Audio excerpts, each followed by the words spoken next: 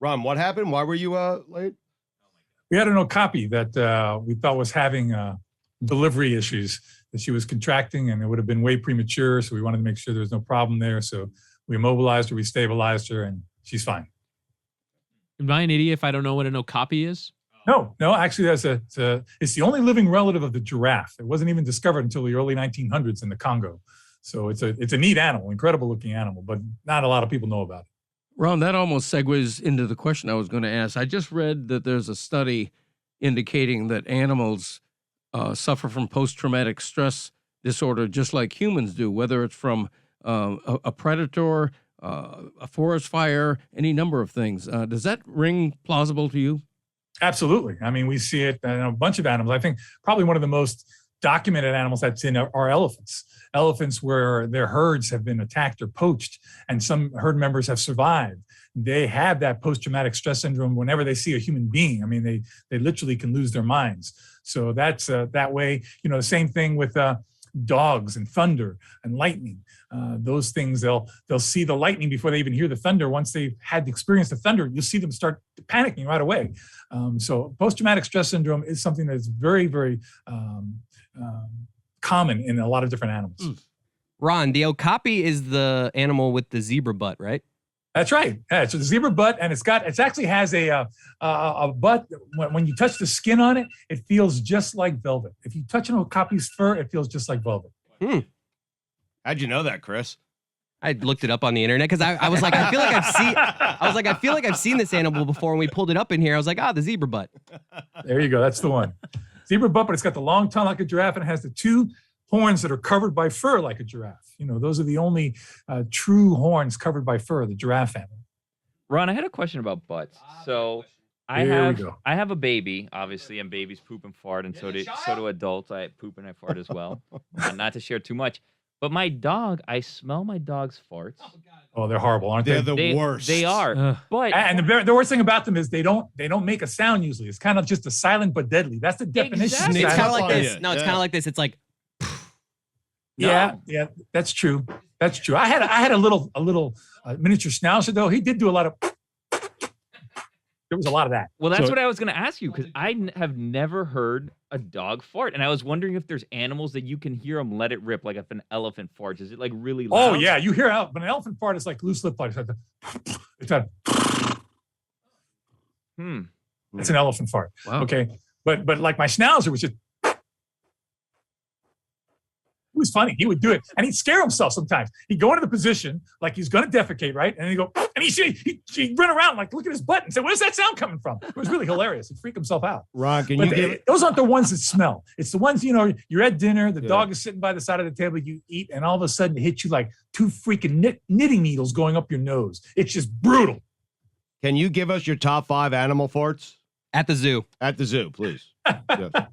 Start with 5. Greg starts with 1. We'd like you to start with 5. Well, I mean, elephants, of course, the loose fart. Just a. Good answer. Wow. All right, so that's elephant number 5. And then you have gorillas that are very similar to us. Okay, you have some that kind of the flappy farts that kind of like. And then you have the more, let's say the younger, tighter ones that kind of go. The tarts. Yeah. Like not flappy. Not flappy, no. Not flappy. They're not the flappy parts. I love the flappy ones. The flappy ones feel good. They feel good when they come out. Feel good coming out. Yeah, and then you have the ones that how do I explain it? A lot of the herbivores, they have a big gut, so they build up a lot of gas, and you get what you get is kind of like a. It's kind of. Sounds like a hydraulic machine, like a hydraulic machine. It's almost like when you pop a balloon. But it's good, though, because you can at least hear it. So it's coming. You can prepare yourself. And then you just have the one that just looks at you like nothing's happening, and then it hits you like a pan in the face. Those are the worst ones. I think you're thinking of when you let air out of a balloon. Yeah, when I pop a balloon, it's more like pop. Yeah, that's true. I mean, no, but animal farts like that. Pop. Good correction. Okay. Valuable correction. Should have been said. Okay. Yeah. Accepted. Yeah. Accepted. Yeah. Corrected. I stand corrected. Excellent job, guys. I think we're by 3. 3. What? No, I did that 5. That's 5. No, that's 5 variations of farts. No. You're giving us 3. 2 we gorilla need 2 more. farts. No, I did the 2 gorillas are 2 variations. No, that's one. That's one. Yeah. If you have 2 farts, you have none. Right. Everyone knows. Guys, they no, say, guys. Ron. Guys. Oh no, that's quarterbacks. There's going to be no other farts to. Well, okay, wait a minute. I got one. Ready? Alligator farts. Wow. That's aided by water. It's like when a right? human the farts bubbles in a coming bath, in. right? It's like a That's human exactly farting in a what it's bath. like. Yeah. That's exactly what Yeah. it's like. You see Yeah. the bubbles come up, and Right. when the bubbles pop, that's when you go, oh, jeez. What about an alligator on land? That's more of a. Like a balloon popping. Yeah. Right. Yeah, and you know they sometimes they fart right before they lose their load, and it's kind of like, and it's, Don't we all? and you hear the liquids, you know, just. Oh my! That's sounds a wet. wet one. That's That's not wet. a That's fart, a little Ron. diarrhea. That's a little there. more than Yeah. a fart. Yeah. The fish You guys fart? always. Stomach You guys issues. always elevate me to such wonderful levels that I'm so proud to reach. Which animal has the smelliest fart? I think I've mentioned this before, guys. It's between a cheetah and a Komodo dragon. The Komodo dragon Oh, did yeah. it once. I was coming back from a presentation. I had it in the back of the vehicle, and it cut loose in the back of the vehicle. And I have a very strong stomach, but I literally threw up into my mouth, had to open the windows and stick my head out, sticking my head out. My eyes watered. They were stinging. There were gases in the air that were making my eyes sting. And I literally was like, that's how bad it was. It's hard to describe how god awful that was. What about penguin farts? penguin farts? You know, I would imagine they're pretty bad because penguin crap is just the worst. Yeah. It's just this fishy, you know, it's fish that's been rotten, gone through the digestive system and comes out twice as bad as when it went in. And it's just horrible. So I would imagine, but I don't see a lot of birds farting. I don't see that a lot because you understand birds don't have a separate urinary tract and a separate rectal tract. It's all one thing. It's cloaca. It all mixes together. You know, uric acid and feces all come out in one big shot. So I've never actually seen birds fart. Chris, are you just throwing out animals now? Like, why a penguin? A penguin, no. by the way, a penguin always... I thought it was a good question. I think of penguins as having a foul smell, so I just assumed. Pelicans, Oh yeah, I they think, do. would have Any smelly fish-eating farts. birds, but flamingos are the same way. Penguins, flamingos, anything that eats fish, guys, when it comes out the other end, it's just awful, awful. Ron, I had a question for you. I was going to ask you about birds pooping on you, if that's good luck, but we can save that to next week. You said that you had pictures of these flamingos in the Bahamas, right? And that they were eating. I think you said that they were eating like salt or something. That Well, was like, on this they're island. you know, Morton Salt has their base in a place called Inagua in the Bahamas, and they create all these huge salt flats that have water in them where they put the pink brine in there.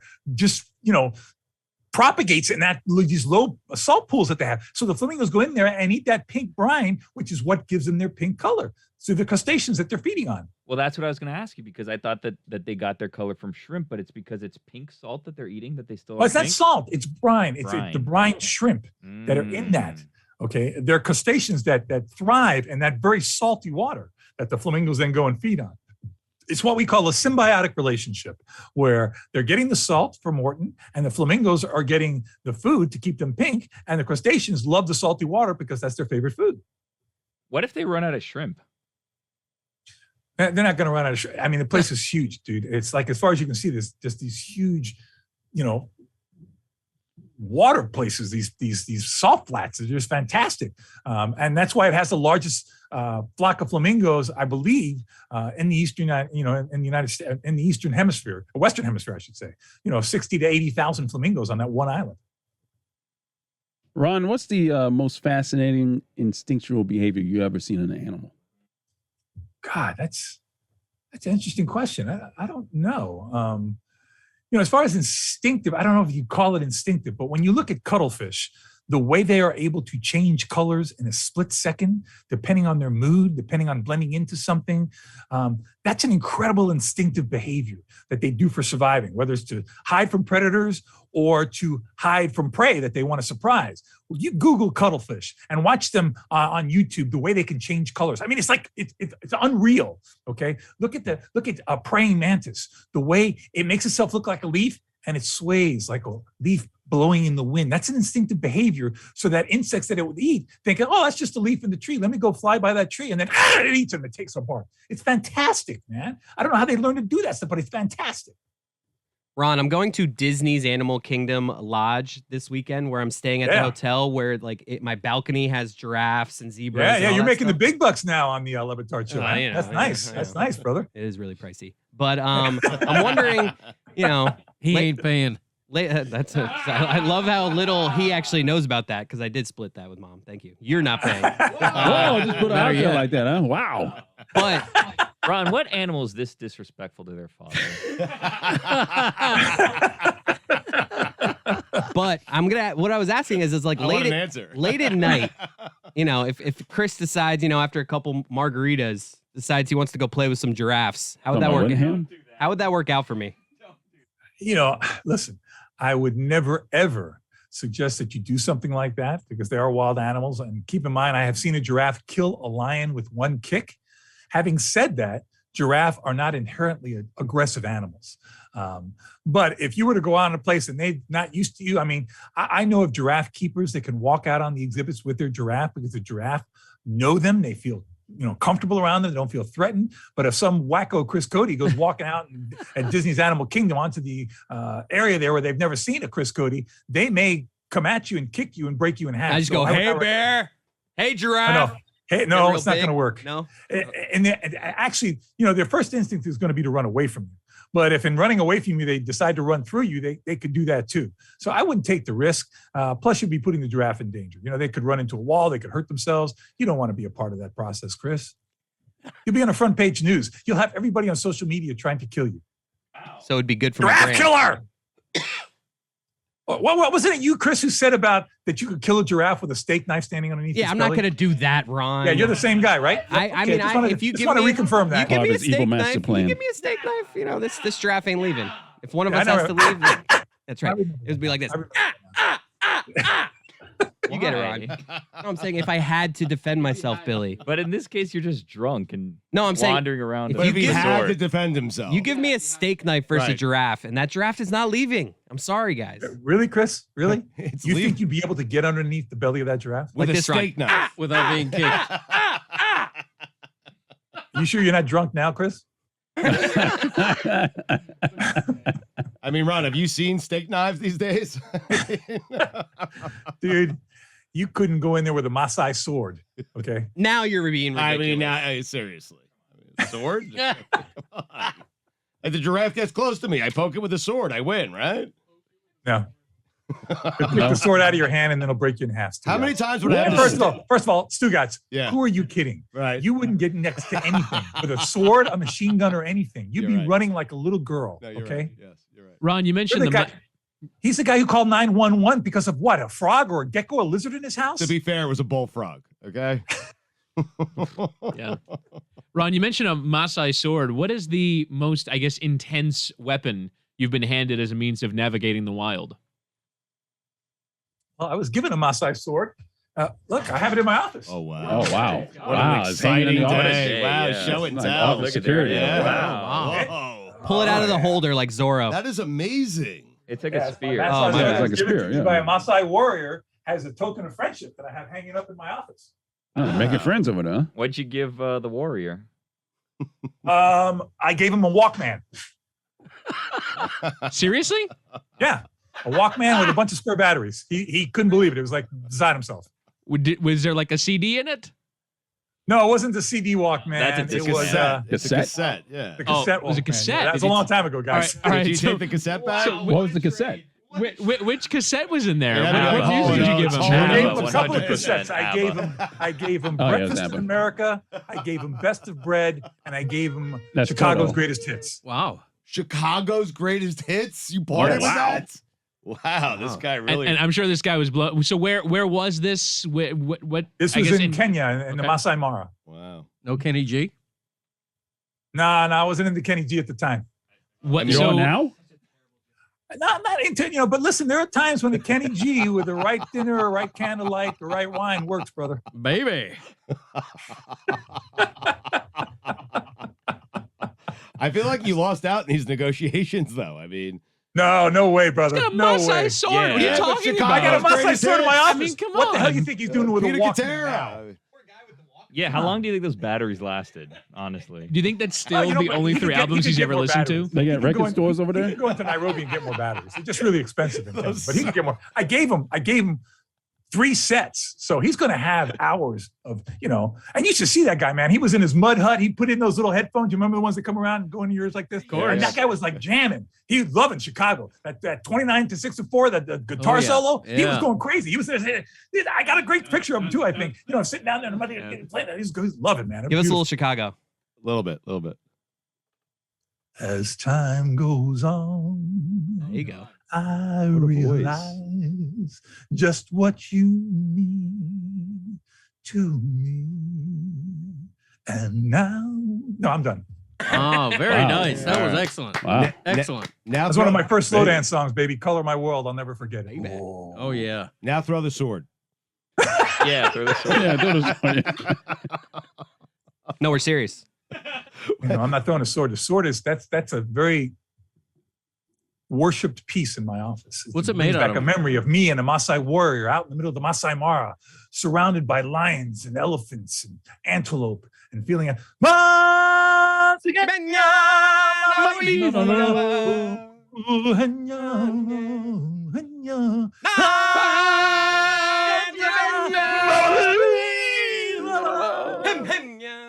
There you go, brother. God, I was back there for a moment. I went back there. It was beautiful. Goosebumps. Crappy Walkman you gave him. Jesus. The Doobie Brothers. Chicago's greatest hits. Whittingham, did you ask if that gentleman, if he thinks that he still has those same 3 cassettes? Yeah. And has not advanced his catalog at all? That's the only music from the Western world that he's ever listened to. Just those 3 cassettes. That must have been 25 years ago. You think he's on Spotify now? I bet he's just now on that 3rd set of batteries you gave know him. what? You guys laugh, but the last time I was in Africa, you got the Maasai warrior with a sword out there in the middle of the Maasai Mara with a bunch of cattle on his freaking cell phone. So I wouldn't be putting past any of these guys now. Ron, what's the thing in your office that means the most to you? Wow, that's hard. I was given this sculpture. Hold on a second. Someone's head. This is carved out of one trunk of wood, okay? This is a harpy eagle that was given to me by an indigenous person who lived in the rainforests of Panama after I created a Harpy Eagle Center. And, I was given all these big plaques. I got these plaques from the mayor, from the president of Panama hanging up in my office. And he came up to me and said, I can't give you any plaques or anything because he literally is an indigenous person, just had like a loincloth on. And I mean, really was indigenous in every way that you can interpret. He said, but I carved you this as a thank you for helping to protect our national bird. And I treasure this because that meant more to me than any plaque that any mayor or president gave to me. Wow. Not the answer I was expecting, but we'll take it. What were you looking for, Stugotz? We'll take it. More swords. Would you give him a beeper?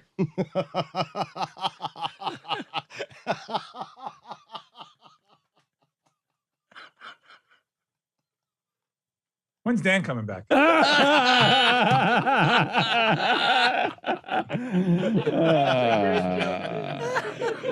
beaver was good, Ron. Oh, man. We done, guys? Yeah. So the news broke yesterday. Jim McBride of the Boston Globe broke the news yesterday that set Twitter on fire. Cam Newton released by the New England Patriots. Mac Jones going to be the starter for Bill Belichick and the Patriots this season. And Jim with us right now. Jim, how surprised were you when you learned of the news that the Patriots not trading him, not using him as a backup, just straight releasing Cam Newton? Yeah, pretty surprised, as most of the people that followed this story up in Boston were. Cam had taken the first team reps in every practice that he was available for, started all 3 preseason games, and really all signs pointed to him being the starter again this year. It was a close competition, and Mac certainly outplayed Cam during camp, but it didn't seem like at the time that would be enough to bump Camp off the top of the depth chart. So I think a lot of people were really surprised by this decision. I'm not surprised that it was released rather than a demotion, because Cam had kind of said at the end of last year that he didn't see himself as a backup in this league, but really that's kind of what he is at this point. Why was he released, though? Is that Belichick doing him a favor? Probably, maybe so he could hook on with another team, but I think it was a combination of things. The fact that Mac emerged this summer, Cam really, played poorly against the Giants on Sunday night. And the fact that he was unvaccinated certainly had to play a role in it because, he served a 5-game or a 5-day kind of a banishment from the premises because of violating COVID protocols. And his unvaccinated status certainly left him vulnerable to have that happen again. And if you're getting ready for an opponent and you're getting everything planned around Cam and then he's not available at the last minute, that's kind of tough. So because you're right, what you said, Cam Newton was with the number ones every practice he attended. He started for the 2 preseason games that he was available for. But how important do you think those 5 days, or I guess 3 practices without Cam, where Mac Jones was taking all the snaps with the number ones, was able to show his leadership off in practice in a way that he hadn't been able to do before? How important do you think that was in Belichick's decision here? Yeah, I think it was important. Mac had a practice last Wednesday, the first of 2 against the Giants, a joint practice, where he absolutely shredded the Giants defense for 2 hours. It was, he looked like a seasoned veteran, and he was playing. It was his first time really this year playing behind the top offensive line and playing with the projected starters at the skill positions. And he played against the Giants first team, and he was really the best quarterback on the field. So I think that probably opened a few more eyes, especially around the staff. It was first, really, Mac's first time without Cam being over his shoulder, and he really excelled. So I think that probably opened a few eyes and probably gave the staff confidence that this kid can handle the job. Do you know if they tried to trade him? I don't know. My sources, haven't come through for that, but I would think that they probably just released him. They might have went to Cam. The scenario I would envision is going to Cam and saying, "Look, we're going with Cam we're going with Mac as the starter." And Cam probably said, "Well, can you release me so I can go make a deal somewhere else?" I don't think they just blindsided him. Jim, I'm surprised that Belichick, whose job it is to win, he's done a fantastic job of doing it, better than any coach in the history of the NFL. I am surprised, just based on his reputation, that he be willing to release in a COVID year with a pandemic swirling around us, a rookie quarterback. You have no idea if he's good. Maybe he gets injured. I'm surprised he straight released him and didn't use Cam as his backup quarterback. Yeah, I'm not as surprised by that because, Cam had mentioned at the end of last season when long before he re-signed with the Patriots, he was asked if he would be willing to come back as a backup. And he said he thought he was still one of the best 32 quarterbacks in this league. So I don't think he was in the mindset to be a backup. And I think, the fact that he has such a big personality and his unvaccinated status, I think those things combine to make him not an ideal backup, at least in this market. I get the mindset, but having him makes them better, right? It makes you more secure at the most important position in the sport, I guess is what I'm saying. Yeah, I mean, he's certainly, knowing the system, and they've certainly developed offensive schemes around his skill. But I think the unreliability of being unvaccinated probably outweighed that, where they do have Brian Hoyer, as kind of an established veteran in case something happens to Mac. Jim, you mentioned earlier that probably at this point Cam Newton's not a starter. Is that on the evidence of what you saw in this training camp or his overall body of work? Yeah, I just looked down the rosters of the other 32 teams, and I can't imagine him bumping anyone that's kind of entrenched. Maybe Indianapolis, where their quarterback situation is so unsettled. But I thought maybe Washington, where there could be a reunion with Ron Rivera. But I'm not sure he could bump Ryan Fitzpatrick out of that job. So I just don't see a place in the NFL where he could come in and knock off a guy who's already atop the depth chart. Houston, perhaps. Yeah, perhaps Houston, but I think they've got so many other problems. I'm not sure they want this an unvaccinated veteran coming in and kind of taking over. How was Cam received in his, well, I guess in the short time that he was there? How was he received by Patriot fans?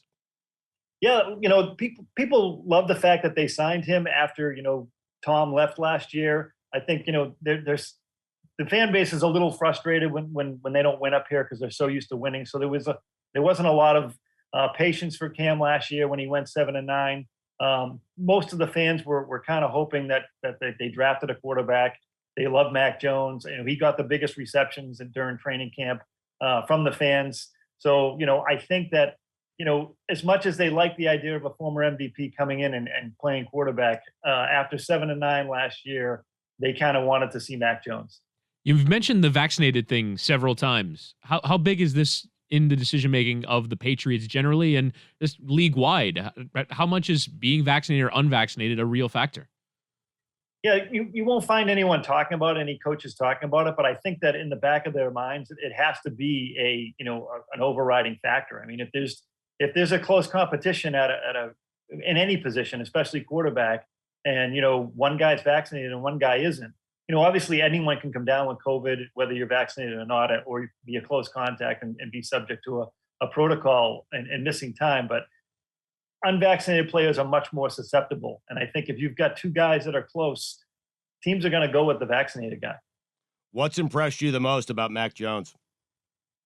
Quick thinker and a quick delivery, which is, I know some people have drawn the Brady comparisons. I'm not ready to go there yet, but it does look more like Josh McDaniels' traditional offense of the last 2 decades when Mac's in there. I think back to the opening drive of the second half of the first preseason game when they immediately went into 2-minute offense. He operated that so smoothly. He did not look like a rookie. He makes reads quick. He can read off defenders, and he delivers really, really accurate passes, which was always his calling card at Alabama. So I think quick think, quick strike, and accuracy stood out almost from the get-go when camp started. Do you think fans or media members will criticize Belichick? I'm kind of stuck on this because it is Bill's job to do what's in the best interest of the Patriots. Do you think they'll criticize him for just releasing him, not getting anything back for him, and not giving themselves, with a rookie starting quarterback, a backup who has won an MVP and played in a Super Bowl?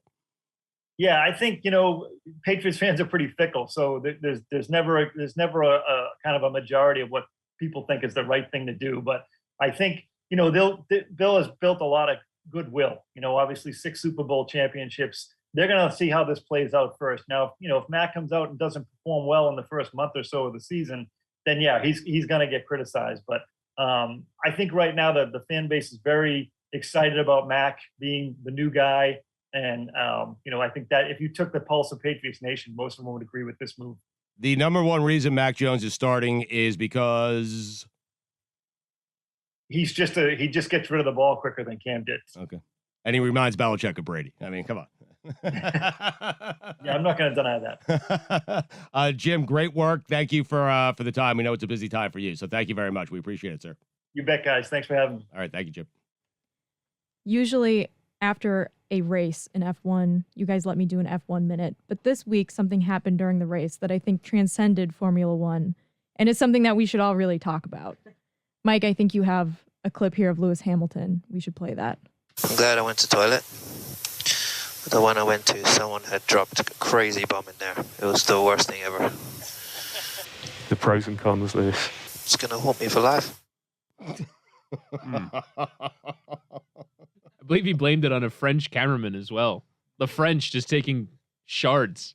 When there's no one else to blame, I mean. You can't drive after that. Not a lot of people speak English, Woody, so can you translate what just happened? He dropped a bomb. Dropped a bomb. Went to toilet. Which is great, by the way. I'm going to start using that. Whenever I'm going to go to the bathroom here, I'm going to say I have to go to toilet. I'll be right back. Bomb. Yeah, so you dropped a bomb. So basically what happened, Jess, at the Belgian Grand Prix is there was a rain delay. It was absolutely pouring rain. Oh, wait, are you giving a race recap now? Because I feel like you're kind of stepping in my territory. But I'm trying to explain. No, territorial. I'm trying to explain what happened. You just randomly play a sound of Rubbing Lewis Hamilton. out there. Well, we weren't talking about the race. We were talking about the bum in the toilet. I know, but you have to explain. So he took a shit? He took a shit because there was a rain delay, and so he was trying to kill time. He had to use the bathroom. Right. He was stuck in a bathroom behind a French cameraman taking a dump, and he walked in. There was a bum in there. Thank you. Now back to our F1 expert. Yeah, I don't think he took the shit. I think the person in front of him took the shit. Let me He might play have just one had to more. go number one. Well, hang on. We have a detective on duty here, Anthony. Private Eye. That's right. Yeah. Can you? I'm gonna play for you the sound one more time. A real sleuth. Yeah, play it again. Dragnet over here. I'm glad I went to the toilet. The one I went to, someone had dropped a crazy bomb in there. It was the worst thing ever. The pros and cons, Lewis. It's going to haunt me for life. Yeah, he haunting him for life. He knew he was going to go number one and then didn't expect the foul smell that was going to hit him on the way in. Right. You know when you open the door to a bathroom and you can smell it through the door almost, and that first waft of air hits you? Yeah, he was going number one. Yeah, it punches you in the face, that smell. Right. He was going number one. Person in front of him went number two. It's going to scar him for life. But if you smell it, detective, then you probably shouldn't open that door, if he could smell it with the door closed, you'd probably go to the next stall, you know? Maybe, but what if he didn't have that smell go through the door and then he opened it and then that's when the waft actually hit him? Different game, yeah. Their door technology over at F1, everything just seems very up to date, high tech, and fancy. I bet you they have doors that the poop smell doesn't even come through. That's true. Yeah. Wow. Put it on the poll. Is there ever a poop smell in the paddock? I don't think so. Wait, so it doesn't come through the door, but it just lingers in the room? Like, Yeah. they haven't figured that part out? Okay. Have you seen this? Occasionally, they just invent new things all the time. I know. There are huge technical advancements Right. that come just because of the team of scientists that work engineering these cars. There's one random race where Lewis Hamilton just pulls out a wheel that has give in it, and he can just turn the car by pushing his body forward as opposed to just a traditional, what is it, 10 and 12? Yeah. 10 and 2. 10 and 2? Yeah. They don't. Yeah. In 12 would be the top, Miami, yeah. it's just lefty. Yeah, lefty 11. Lefty 11's all we got here. Lefty noon. My favorite part of that clip is where he says that it's going to haunt him for life. Because, like, this dude is a race car driver. Like, he's done some crazy stuff in his life. He also goes skydiving all the time. Like, Lewis Hamilton seeks thrills for a living. And this is the thing that is going to haunt him for the rest of his life. And you know what? I think we've all been there. Oh, we've all been there. You were describing how, well, if you smell it, then you wouldn't go in. Once you've opened the bathroom door, you have to persevere at that point. You have to understand that you're walking into a war zone. No. Explain that. Why? No, there was one time that stayed with me that truly haunted me. Every time Where at the Orange Bowl. The poop was coming out. No, the OB was Coming out. fine. No, the poop was coming out. It was so large. Of what? Oh, Mike, get out of here. It breached? Yeah. Mike, it was Breached. standing straight up? Yeah. It curled, right? Came up the tip like a soft serve ice cream from hell. Get the hell out of here. I mean, you must have ate a lot Sounds of food. good. It wasn't me. I don't know who it sorry. was. Actually, I think it was this dude named Cheeks. Rest in peace. Right.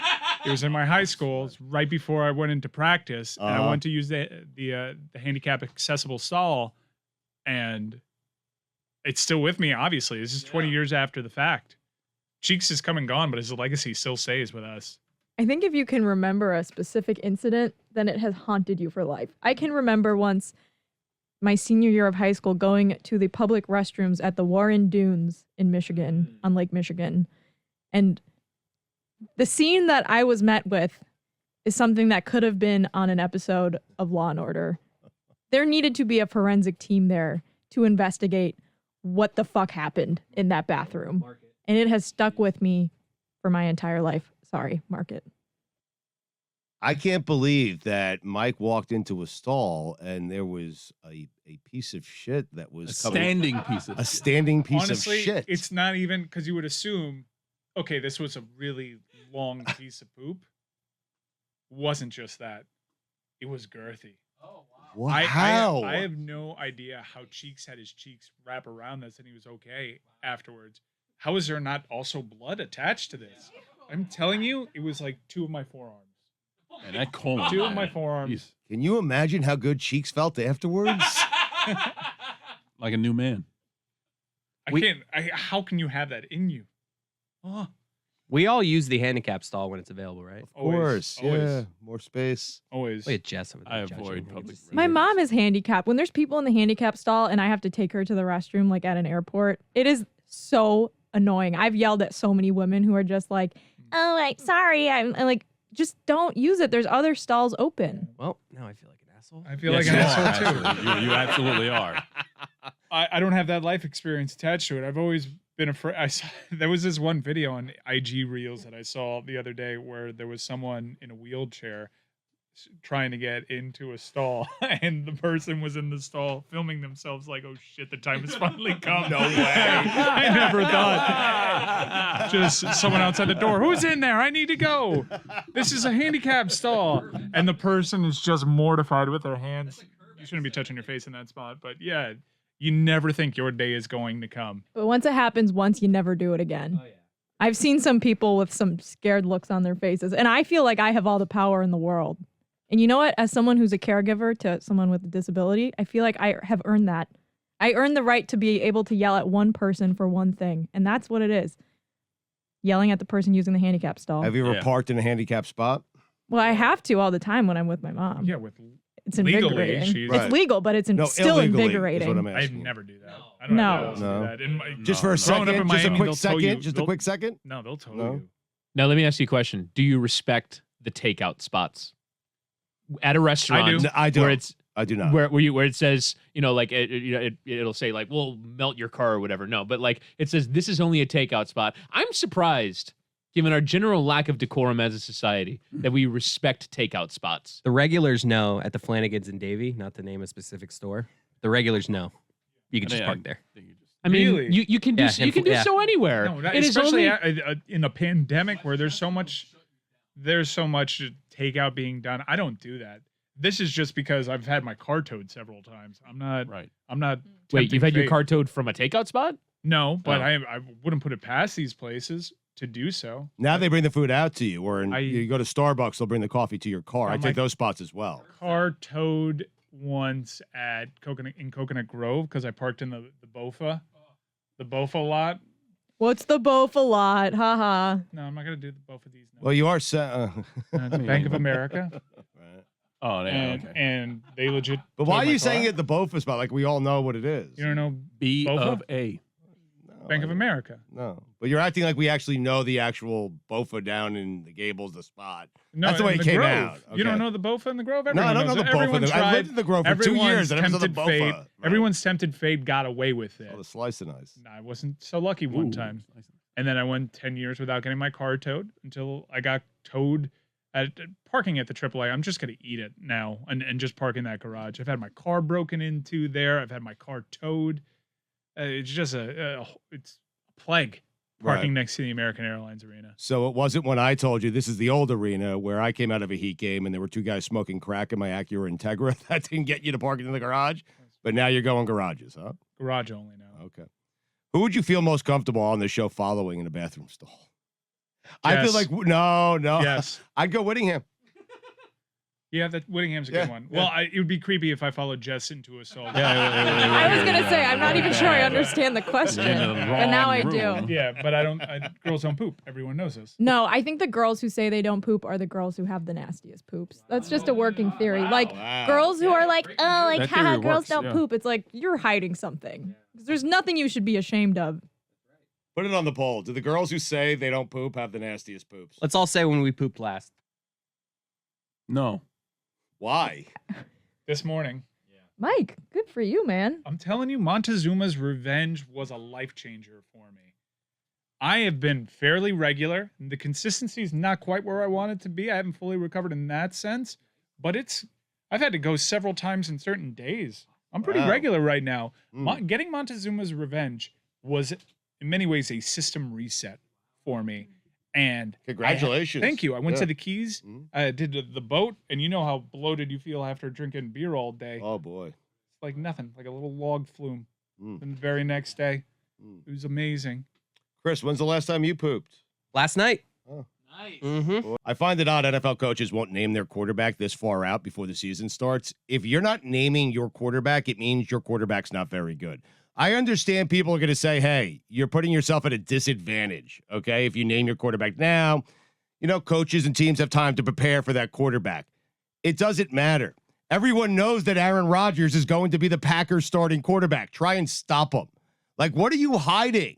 If you're Shanahan out in San Francisco, even Belichick's doing it in New England with Cam Newton and Mac Jones. Like, what are you trying to hide? You don't want to give a team an extra couple of days to prepare for the quarterback that you're going to start? For me, when you say that as a coach, I haven't decided yet. I don't know who it's going to be yet.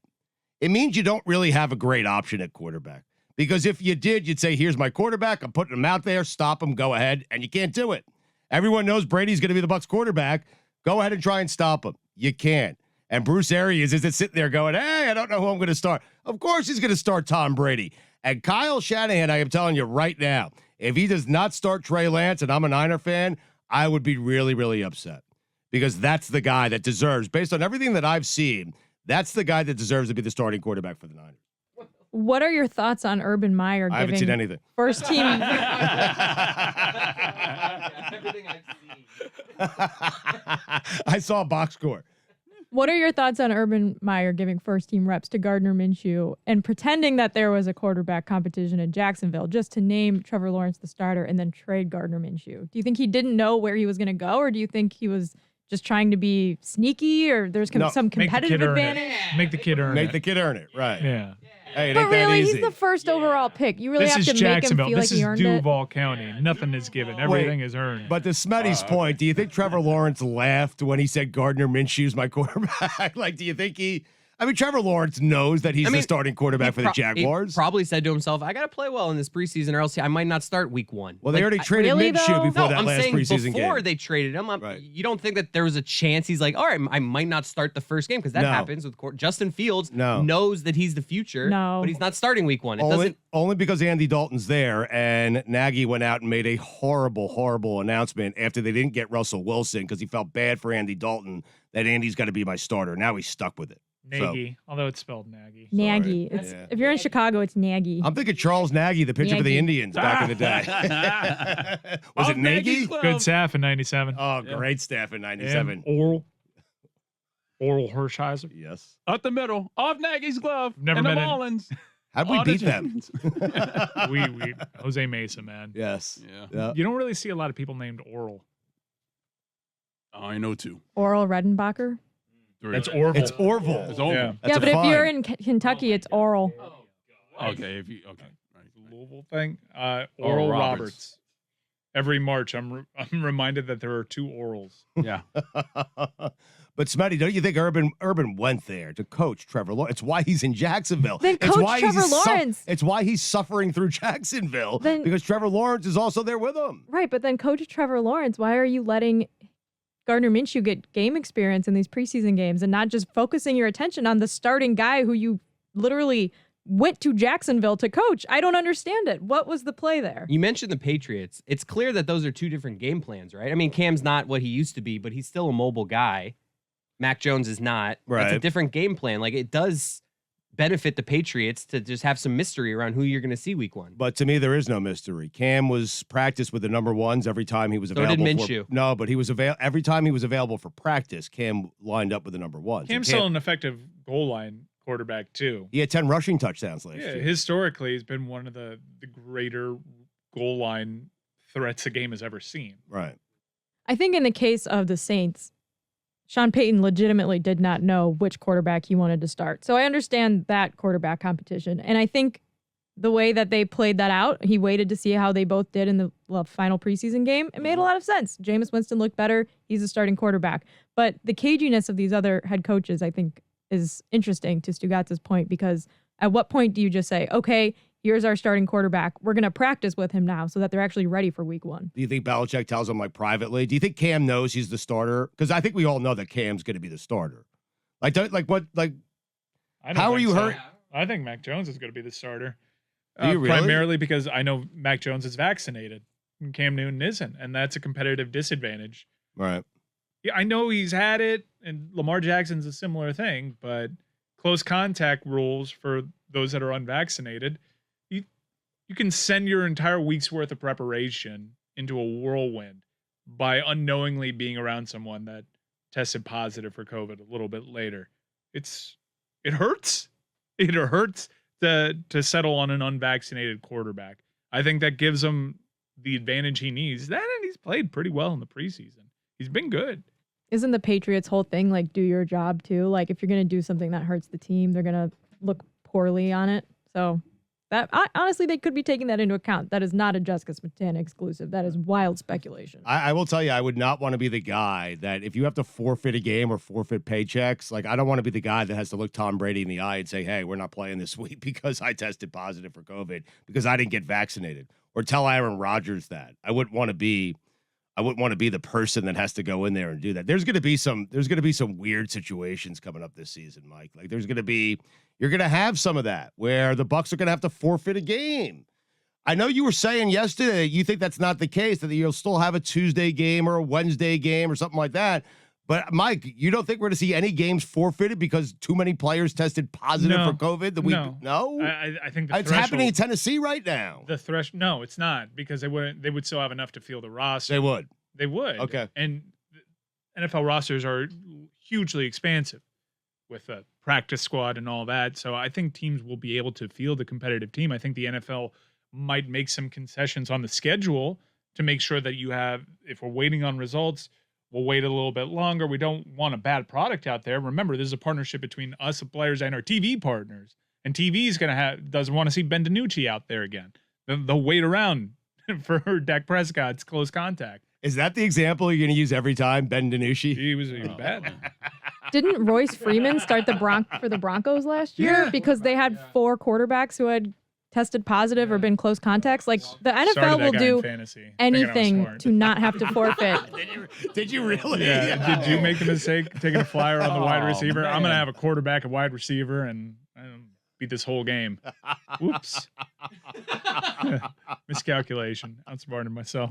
Oh, my God. Yeah, but I don't think you're going to see that situation anymore. I really don't, especially, well, because the vaccine exists, Right. number one. And I don't even think Drew Lock was positive at that time. It was just they had their meeting without masks at the time. And now you can actually be at the team facility without masks if you're unvaccinated. That's what I mean. if you're I vaccinated. don't think a forfeiture is likely. I think what's more likely is last year where we had the Steelers play the Ravens on Wednesday night or whatever it was and skip a bye week, Love that. which, It tanks was their whole awesome. season. I loved it as well. It was awesome. It was a I random. hated that. Didn't the Steelers play like a random Tuesday afternoon? Yes. After- there was a Tuesday doubleheader, so the Steelers had to play the day game, and then there was a game that night as well. It was I against hated Washington. that. Yeah. But the Ravens game on Thanksgiving got postponed and then they waited like 6 days and they finally played it. And then they had to play like 5 days later on a Tuesday.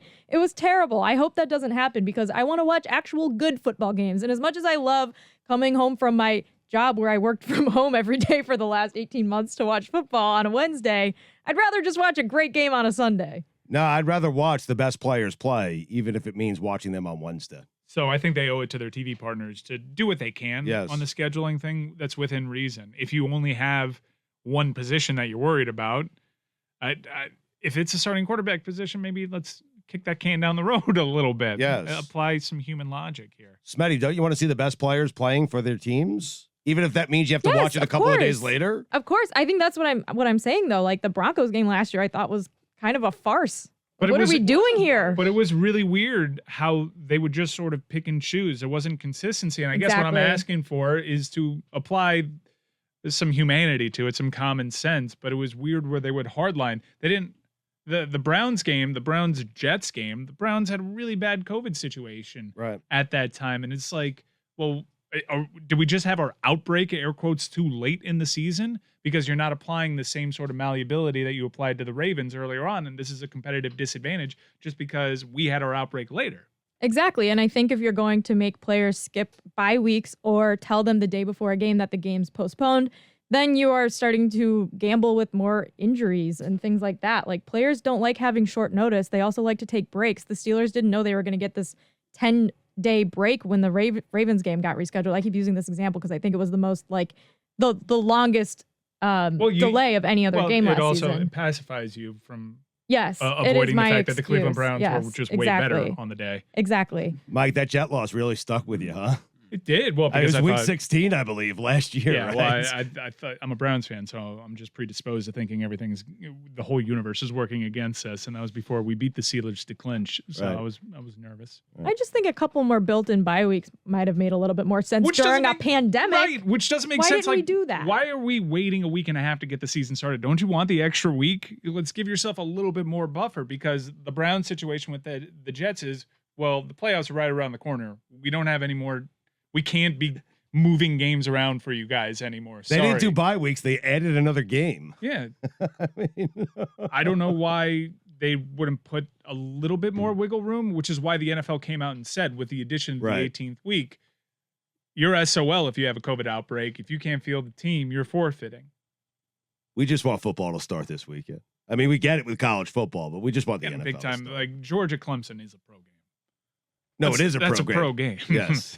well, so is Alabama and Miami, If technically. If Georgia Clemson, forget like the Miami fandom part, because I'll watch that over an NFL game any day of the week, my Miami Hurricanes. But Georgia Clemson. Wait, if hold that's- on. You would watch Miami over a big Cleveland? No, those are both my teams, but I'm Okay. certainly watching it over, an NFC East game. Okay.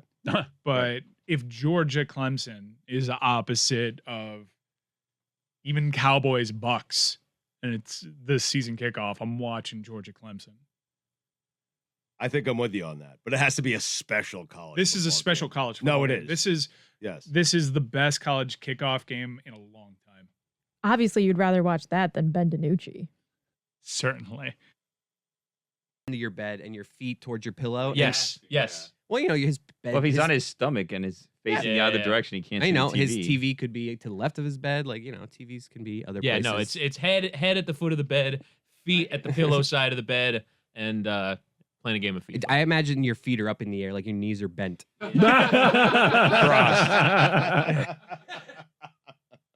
They occasionally are. I am reading here that pandas grow to about 4 feet 6 inches. Oh, 4 to 6 feet, excuse me. 4 to 6 feet. Oh, okay. There's a hyphen there. Yeah. And they weigh up to 250 pounds. I need a bigger bear. Okay. You do. Yeah, no, that's big enough. I imagine Roy's the most comfortable, like sitting straight forward up on his couch. Like there's no lying down. It's Glass of just- bourbon. Yep, sitting. No, there is lying down. Okay. Are you on your side? See, the dangerous game of laying on your couch on your side is after a half hour, your body falls asleep. Like No. that side of the body falls asleep. On the back. I broke my collarbone when I was in high school, so I can't do that thing on the left side of my body, or Really? else it's a Like full lean on the elbow? scale- Yeah, like lean on my Lean left on the elbow, left side, but yeah. left side. Otherwise, it's like a full. I need like to use my right arm to lift my left side up. How'd you break it? Playing football, yeah. Soccer. full. No, American football. Yeah. I had too much Yeah. typing or something.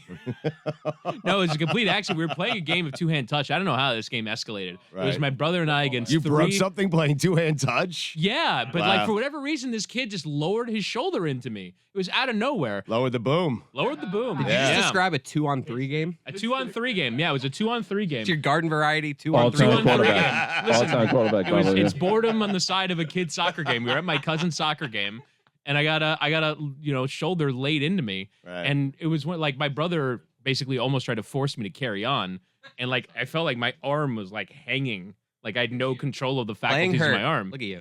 And yeah, I thought I separated my shoulder, but it turns out I broke my collarbone. Did we all hear you correctly where you said soccer was boring? I heard it. I heard Yeah. it. I heard it. Yeah. You're- Well, okay. Wow, look at you. Nine, Oh my God, you're 9-year-old crestfallen. 9-year-old kid soccer, not Right. exactly the height of entertainment. Soccer in general. Just say it, Chris. I know you love the sport. You call it. You're great at it. But just come on. I mean, It's not boring. all right. It's actually.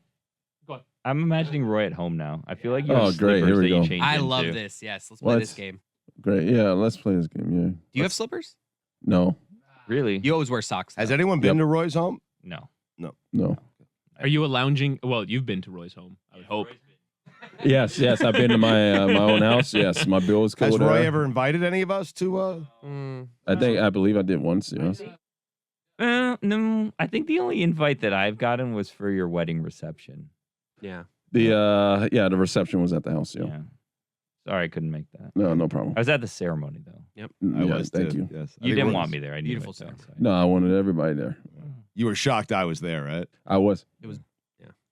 Nice wedding. I was shocked I was there. Kept us waiting a little bit, if I'm going to be honest. It was a little long. Yeah. a My little wife long. did too. Yeah, she kept me waiting there as well. So yeah. Happiest day of your life, but Second Well, thoughts, there second was a- thoughts, or sped what it was up a that? little. No, it's a weird situation because apparently both of our wedding bands were stolen. So there was that. Sorry about that. Yeah, no problem. Yeah, I'll take that money back though. I won't give it back to you. Yeah. If you got married today instead of a few years ago, would I be in the wedding party? Yes. In the party? No, no, Wow. no, I you're feel not. like you said I'd be in the yes. wedding Wow. party. No takes back. Now No we're take getting backs. No somewhere. take backs. I'm Yeah. taking that back. Me and Tom. Completely taking yeah, that back. classic Tom. Of everyone on the show, Roy, who do you think would have the best chance if you were to get married? Right. If you're not married, you get married 2 years from now. Who would have the best chance of being in your wedding party? Think about all our texts, Roy. Come on. All about text. Roy, come on. Roy, think how long I've known you, man. Think about when we went to the Bahamas. Well, yeah, together. it would be Dan or Stugotz. It would not be Our anybody kids are in almost the this same room. age. We connect them for our But children. would it be Dan Yeah, or that was luck. Stugotz? No, that's classic. It I would mean, be Dan. He's not multiple saying- It's the Dan. groomsmen. Yeah, he didn't say I mean, Dan, right. groomsmen. Yeah, groomsmen. But Plural. you can only choose one, is what I'm saying. I can't choose one. No, but you would have to choose one in this ridiculous game. I mean, this is a ridiculous game. It is. Choose one. Is it though? Roy, because when we got there, I mean, we see you every day. We're your closest friends. I'm comfortable saying that. We see you every day. I'm very uncomfortable hearing that. And you had this best man that we had never even heard of. We heard of your friend Tom. He gave you a fish hook one time that you wear in your hat. Why are you putting my business out there? There's a lot of Toms. A lot of Toms. But it wasn't Tom. His best friend wasn't Tom. It was some other guy that then he went to the zoo with us. Remember? We're really giving Roy a hard time considering he's on vacation. I mean. I'm trying to remain relaxed here. And quite frankly, you're killing my vibe. Stephen A. Smith over here. Yeah. That show is good. Not to just take us in a different Quite direction. frankly? I used to like that show. He would just do a monologue, and at the end, he'd be like, quite frankly, I don't think they should do that. He's still doing the same thing. He had to work right? He had to work, quite frankly, and it was crazy. Oh God, I want to stay with Roy at home. Oh, great. We still haven't learned. What is you at your most relaxed? I told you I was on the couch, laying on my back, on the back, on the phone, right, or on Twitter. Scotch. On Twitter. It's Twitter. Yes. By the way, I'm on a fast right now, and along with liquid food, it's a fast of social media. I haven't checked Twitter since How are you? Monday. I'm not great. I'm not feeling great. What have you done with all this time? It's Wednesday. No, it's cathartic. Billy, weren't you telling me you had like a? Oh, I deleted Twitter from my phone this weekend. Roy's Did you? shivering Well, right now. Hold on, Billy. How delightful was the weekend? Oh, Not it's checking great. social media. No, it's great. It's I the love best. it. I'm telling you, it's wrecking our lives. I do it a couple times a year. Yeah. Roy, you didn't feel good not checking social media? I don't feel good in general right now. Like it's a 3-day fast. I'm You're 1 hungry. day I in. got it. Right, you tweeted yesterday. I didn't tweet yesterday. I literally did not tweet It yesterday. says one day ago. When did this fast start? Because this says 8:30, so that was technically Sounds Monday. like a slow. Tuesday at August- midnight, technically. August 30th, 10:44 p.m. was Roy's last tweet. So I think he just got one in before the bell. Yes. I'm not certain if that joke deserved a hockey Nick's laugh or not. I just know I'm laughing at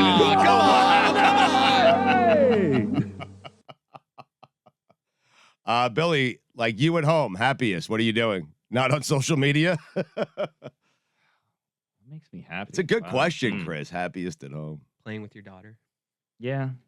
It is. I mean, That's when you're at your happiest. good answer. Right? Yeah. Yeah. Dog, yeah. Kids are, man, what a roller coaster kids are, huh? Oh yeah. Huh. Yeah. So many good feelings and So many lousy ones. you said it. I did say it. I like just going outside every day, like between 6:30 and 7:30. Record some cameos. Well, Well, He's just not. he's not lying. Well said, Billy. sure. Billy's. I'm sorry, Stugotz. Speaking of kids, you haven't really discussed much that your kids are a year away from going to college. You're Not kind a of, year. Isn't his daughter playing at especially Emma. Northwestern You this haven't year? really talked about Emma. It's not this year. It's next year. Correct? Next year's Northwestern. They have entered their senior year of high school. Yeah. So they are about, and I did talk about it a little bit. I think when Dan was here, yeah, like me and Abby, it's sad. It's sad and it's excuse me, exciting at the same time. Because the sadness is we're going to be empty nesters, and it's going to be like a thudding reality to my wife because her identity, God bless her, she's the best, are her kids, right? So I have this, I have the job, I have, there's a lot of stuff going on. It's not my identity, but they're the best things in my life by far. Not even close. And so, yeah, we're kind of nervous about the fact that they're going to be gone in a year. It's sad, but exciting because one's going to Northwestern to play lacrosse, and I'm going to enjoy the hell out of watching that.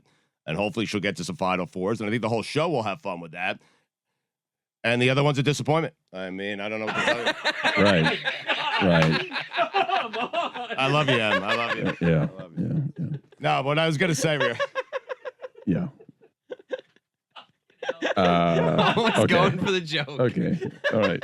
At the expense of my fucking daughter. Yes. That is your identity. Show first.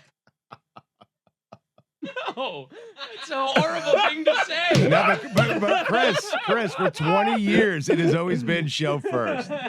So just listen, peel back the curtain. Billy put that fucking joke in my ear and I ran with it. What? Okay, because I trusted him. Yeah. What do you mean? That's impressive though, because that was you getting the play call in your head after you said hike. Yeah. You were like mid-sentence when he gave you that joke. Yeah. Audible mid-play. I'll follow him blindly. I mean, God, that's gonna sit with me. What's Emma doing? So I was about to say She's gonna be partying. So Emma played lacrosse and then chose a different route, and she's a dancer and she's great at it, and she's the captain of her dance team. And so this actually coming up this weekend, I'm taking her to universities that she's interested in. So we're going to the University of Maryland, we're going to Syracuse, eventually we'll go to Colorado. I think Emma wants to do what it is that we do, which is really exciting and cool for me. I'm pretty certain that's she's going into journalism. Well, I mean, Syracuse, yeah, I think that's the #1 school for her. And so I'm super excited about that. And so Emma and I will I should get some of these recordings for you. But I will sit in my office with her and I'm starting to teach her how to do. I'm not the best teacher, granted, but I'm doing podcasts with her, and she enjoys it very, very much. So I don't know if she'll do sports. I know she wants to get into broadcasting, and maybe it'll be fashion or something like that. But yeah, it's man. That's why I tell you guys, take it slowly. Enjoy. I know changing the diapers. I know it's a pain in the ass. I know driving around trying to get your baby to sleep in the middle of the night. Oh, it's a headache. I know walking your kid in the middle of the summer through Disney World, but try to enjoy those moments because eventually they will be 17 years old and they'll be a year away from leaving you. Okay. And going out on their own, and they'll also hate you. So now Abby is going to be stuck with you now. And, is there any fear there that she's just been waiting for the kids to leave? Yeah.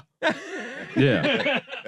I'm already thinking. I'm pretty certain her bags are packed. The back road today between encouraging Stugotz to say that one dot of disappointment and the other warning you of your impending divorce. Yep. Just the worst people today.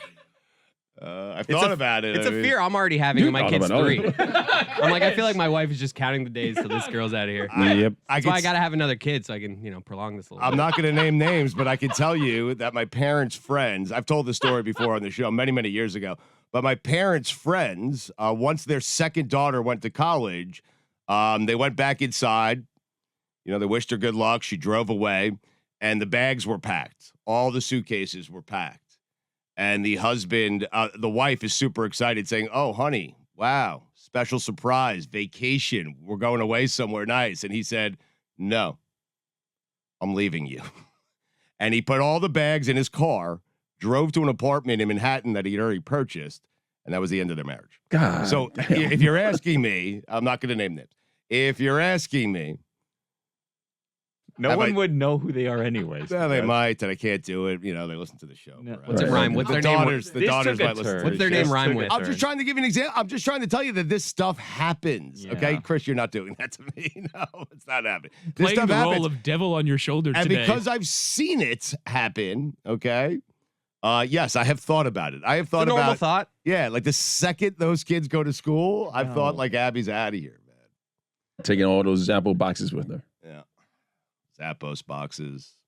Taking everything. That's with her, why Roy. she's been keeping all those boxes. Yeah. Underrated feeling. I sent an emoji back in a group chat because everyone else had sent face emojis. I don't even remember what was sent, but I sent a happy face also. Oh, Actually, I sent the one with the little It was Brian Hoyer being detective released. one. Ooh, that's the one. Yeah. Yeah. Hey, you did with the one with guys holding the magnifying. Yeah. This Mac Jones must have really done a number. He got rid of all the other quarterbacks. Yeah, I didn't know that happened. Came and checked Twitter. There are other ways to read news, Roy. Yeah, Besides on Twitter. Well, As a I was matter of fact, busy I find editing. Twitter to be an immensely inefficient way to collect news. What do you mean? Inefficient? Because you can only grab news from very small windows, right? I actually have been pining for Deadspin in 2008, where it's I go to one website and here's everything that happened on the internet and in the news in one place. Do you want news from today or 2008 news? No. I want the 2008 version of Deadspin to be recreated today without some of the lesser nice bits of it. Like a one-stop shop. Just a one-stop shop. Yeah, I go to one website. But isn't that what Twitter is? If No, you set it it's not. correctly, you could do a second account where you're only following the newspapers that you want to follow. I still feel like I'm missing things though. I feel like because I actually do have a second account where I only follow You have a 100. burner? I do have a burner, Well, I'm not going to tell you because then it stops being a burner. Right. But, you know, I follow like 140 people on there, and yet I still. You follow yourself? I don't. Because I didn't want to. Because then, you know, do you people follow be me? like, Cover the trail. I don't know, actually. I don't know who I follow from the show. I would love to know some of Whittingham's follows. Like he's following things and that no one on the show is following. Yeah. You take a little scroll through your follows. Yeah, I'll do a little scroll. But here. what were you going to say? You were headed somewhere. But like, I still feel like even though I've specifically curated that 140 people of like, you know, this is what I want, I still feel like I'm missing things. And also when I open up that account, I'm still only getting like an hour in the past. If something happened 5 hours ago, I'm unaware of it. So I just want one website, scroll through, here's everything that happened today. No, here's how you watch something. All these websites are doing SEO things now. I hate it, but I believe that Twitter is an inefficient way to collect imagine news. you curating a following list, like you have it all like a big board in your room. Like when you decided, you're like, I need to curate a new followers list. So I'm just gonna like, I've imagined the thought you put into that. Like you had a big board and people were cut. Is it like a detective board, like their tax and strings and all that? Yeah. There was some real deliberation about people who did or didn't make the cut. Give us somebody that didn't make. Give us someone that didn't make the cut. You were like, I'm gonna follow them, but you know Bubble what? team? Not gonna. What a great name. Let's see. Like who's like a good reporter, but I don't know. Like maybe like Mark Spears. Jeff Darlington. Mark Spears, for instance. Mark Spears breaks some news, but there's other stuff, you know? And so you have to make this like, do you want this other stuff in and around the breaking news? You know? Jeff Darlington is a good shout as well. Jeff Darlington's a good shout because like he's also getting the odd opinion out there. It's like, oh, you know, because like for me, Adam Schefter's perfect. I know if I follow Adam Schefter, I'm just getting news. Right. Maybe the odd crack every now and again. See the perfect follow? The perfect follow. He's a great follow. He is. And unfortunately, a perfect follow is someone who stays in their lane, which is not something that we like to encourage, right? Because Adam Schefter is basically, for the most part, he'll throw the odd gag as like, oh, here's like Cristiano Ronaldo news and here's LeBron James news. But for the most part, you're getting 98% football news. And so if you follow him, you're getting the news. I don't need your dinner from Friday night. Right, exactly. I don't need your observations about other things, just football news. Right. I know I'm getting this. Yes. But, you know, that's not the case with everyone. So you gotta deliberate. You gotta make decisions. Woj kind of the same? Woj? Well, yes, Woj, Yeah. 100% the same. Shams, exactly the Yeah. So same. you don't follow Roy. Keep my name out of your mouth. Like, just don't mention me. Yeah. Stop. Michael Strahan? Why would I follow Michael Strahan? GMA. I'd be more likely to follow Good Morning America than I would be Michael Strahan. Ooh. And if Michael Strahan tweets something, maybe they'll retweet it, and then I'll get in there. Looking at Schefter's timeline right now. He is, God, is he good? It's a furnace blast of NFL news. Just it's all you need. He really is. Ian Rappaport as well does a brilliant job. But then, like, so for example, Field Yates does a good job. you too, I could think. follow Pro Football Talk. Nah. Sorry. Yeah, Field Yates, too many dog pics. All right, my bad. So, like, Pro Football Talk, for instance, can be in theory a good one, but like they write up an article about every special teams move that every team is doing, and it ends up automatically. And it's like, I don't need what's going on with the backup left guard situation in Cleveland. I just don't. So it's just a lot of clutter. Here's the difference between Field Yates and Adam Schefter, because you're right. We're all playing checkers and Schefter is playing chess, okay, on Twitter. Field tweets out the 2018 Alabama football roster had 3 future NFL starting quarterbacks, Tua, Hurts, and Mack, 2 future first-round picks at running back, Jacobs and Harris, 4 future first-round wide receivers, Judy, Ruggs, Waddle, Smith. I'm already tired reading it, right? 4 other future first-round picks, Wills, Leatherwood, Surtain, Quentin Williams. Schefter responds to that by simply writing factory. That's how you fucking do it. Factory. I feel like that's the opposite. I feel like I'd rather have Field Yates with good. I feel like Woody would rather follow Field Yates there. No, that's the actual information. Listen, I know enough information. I don't need all the names, the players, the positions. Just tell me Alabama's a factory. No, if that's the way Woody's playing the game. No, I've you know what I actually That's the way started. I'm playing it. I'm You know what I playing my started own doing game. last night? I don't care about winning. What's that, Chris? I started watching reruns of studio shows. I started What, like DVR I or- watched yesterday's NFL Live last night on the ESPN app. You can just pull it up. And I just like, I'm gonna watch it. I feel like I'm out of the loop on I don't know enough names. I need to get a Madden game pronto because when it comes out, I want to get a Madden game because I just don't know enough. And even like the non-fantasy name, but even some of the non-fantasy names. You know, there's this guy for the New Orleans Saints that's gonna like take over Michael Thomas. Marquez Callaway. No, okay, Marquez Callaway. I didn't know who that was. Yeah. And apparently he's crushing it in preseason.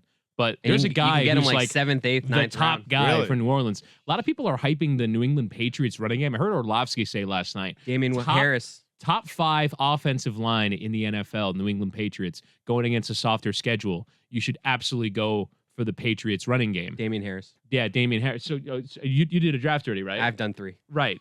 So you're Dangerous on him. game. I mean, doing it this far out from the season, very Not that dangerous. far out. Yeah, it Like is. a week and a half.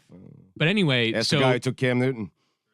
Who would That's take right. Cam Newton? Yeah. Someone took him. Nobody this takes is Oh, Cam you, Newton. you always No. take a flyer on a No, former you MVP. don't. Yeah, you Yeah. do. Put it on the poll. You You are always take a flyer on a Last former round, MVP. you take him. He's Yeah, there. You do it. You do it. Yeah. You do I it. cannot wait Okay. till like 6 months from now when we can take a victory lap on how wrong you guys were about Cam Newton. Oh, I'm not wrong about Cam Newton. You still think Belichick he could made be a mistake. star? You and my dad were saying yesterday that he could still be a starter. in No, this league. my larger point is Bill Belichick just released a guy who should be his backup. That should tell you a lot.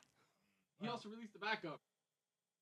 He released everybody. Yeah, he though. also What's released his the the plan? whole team. Yeah. Wait, I just Playing realized something. four-dimensional chess. Let's just. Is there a chance that he butt released them?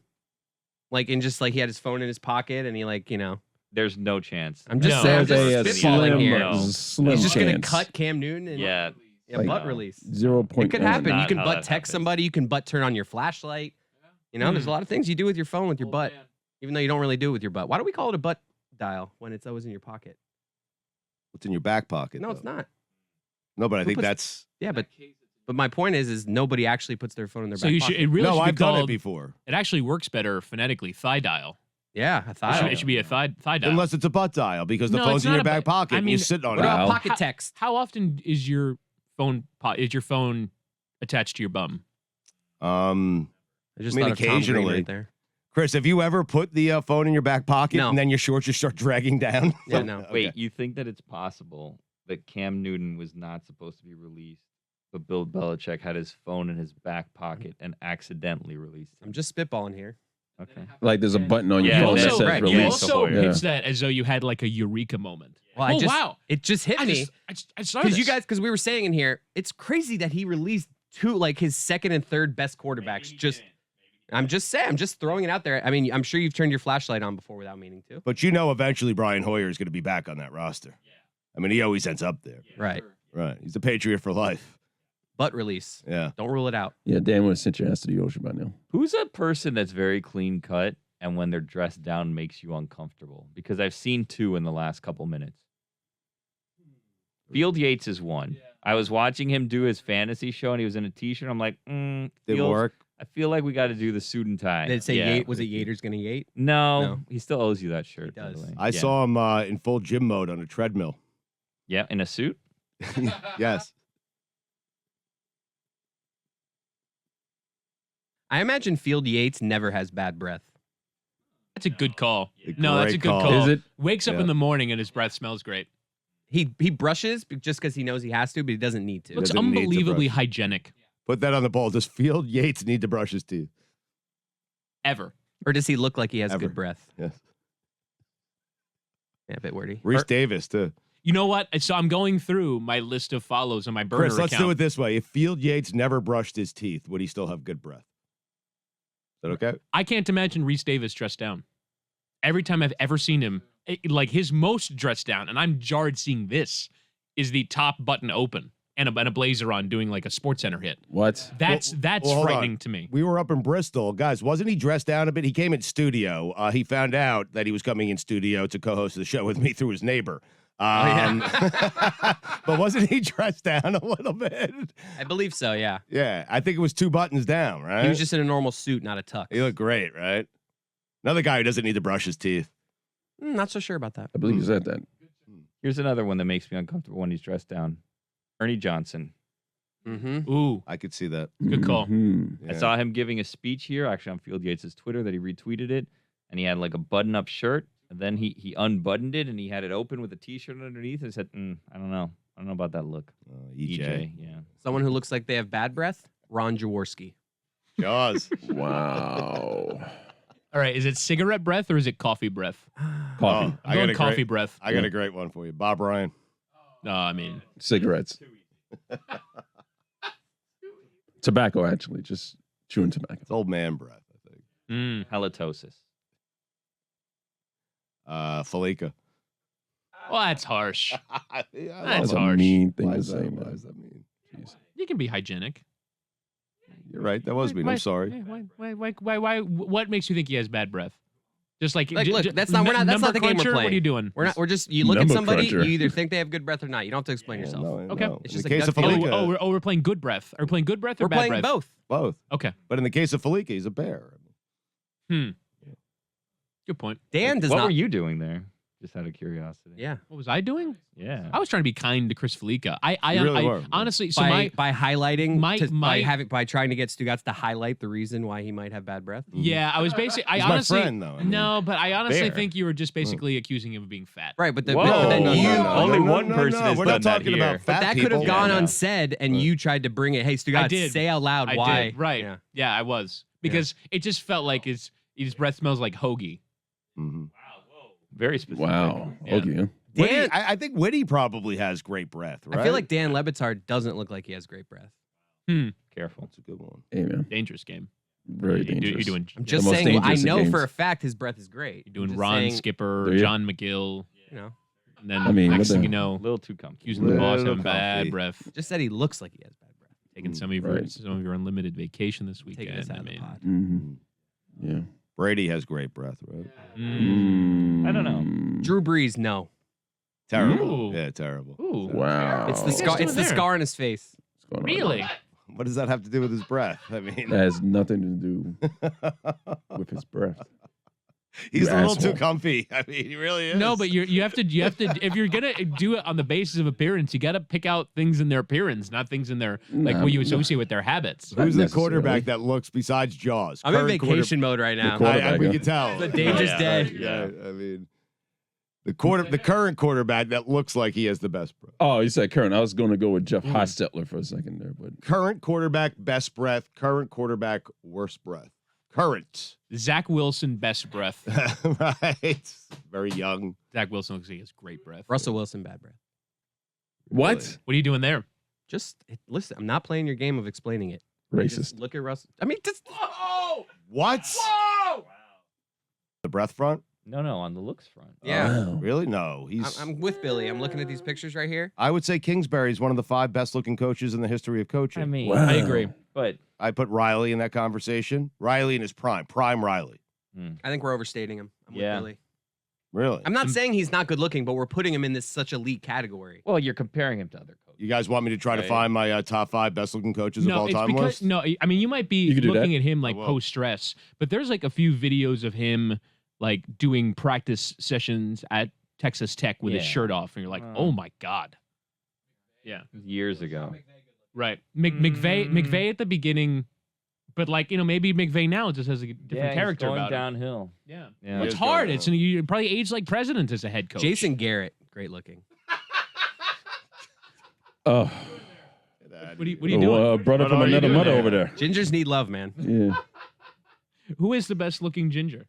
I mean, Andy Dalton's not ugly. no, Andy Dalton's not bad looking. Red Rifle. Freddie Freeman's good looking. Hmm. Yeah, he is. Trust, guys, don't doubt. Don't play this game with me. Freddie Freeman is good looking. No, we're questioning whether or not he's a ginger. I don't think he counts. But he's good looking. He's one of those guys. He's like kind of got blondish hair, but his beard's red. No, I think you're claiming someone. If he's got a red beard, he's mine. Right. I don't know. He's yours. He's all yours. Belongs to you. Yeah, his hair's not really red, but his beard is. I'm claiming him. All right, there you go. Zach Taylor's a good looking man. Really? Yes. I disagree. Really? Yeah. I mean, again, relative to I think what Billy accused us of doing with Cliff Kingsbury, you're doing now with Zach Taylor. Kevin which is- Stefanski. Ooh. Yes, he's good looking. I think he's a classically handsome man. Yes. He's not quite like like Cliff Kingsbury is like he wouldn't be out of place at like Panama City I in think- 2004. You're right. I think Brian Flores is better looking than Cliff Kingsbury. You know who's sneaky good looking? Matt LaFleur. You have a type. I do. Yeah, you do. Yeah.